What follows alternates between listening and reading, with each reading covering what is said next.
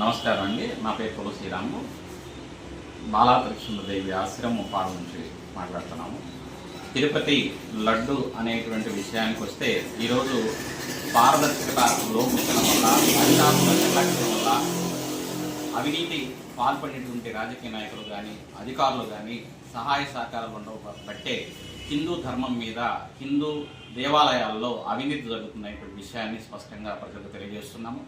ప్రతి ఒక్కరు కూడా బాధ్యతాయుతమైనటువంటి వృత్తుల్లో ఉంటూ రాజకీయ పార్టీలకు సపోర్ట్ చేయడం అనేటువంటిది ఎంతవరకు సమంజసమైన విషయంగా భావించాలి.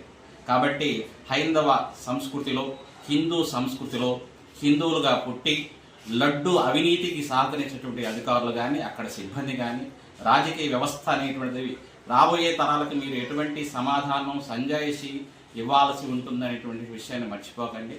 కర్మ సిద్ధాంతం అనేటువంటిది ఎవరిని కూడా వదిలిపెట్టే అవకాశం ఉండదు. అది మనకి ఉసురు రాబోయే తరాలకి, మన వంశాలకు తగిలే అవకాశం ఉంది. నిబద్ధతతో కూడినటువంటి పరిపాలన వ్యవస్థ ఎప్పుడైతే మనం నడపబడుతుంటామో అప్పుడు మన దేవాలయాలు, మన దేశ సంస్కృతి మనం కాపాడుతుంటుంది. ఒక విషయాన్ని చెప్తున్నాను.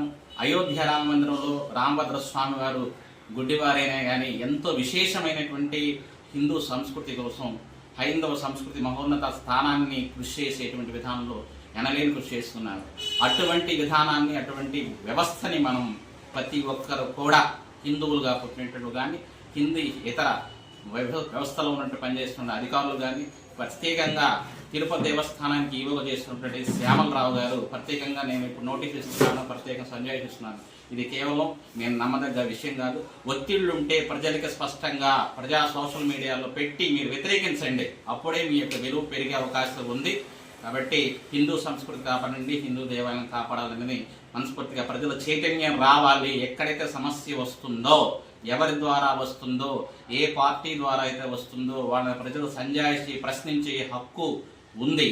ప్రశ్నించగలిగితేనే రాబోయే కాలాన్ని మంచి సమాజాన్ని సృష్టించే అవకాశం ఉందని ప్రజాముఖంగా తెలియజేస్తున్నాము. నమస్కారం.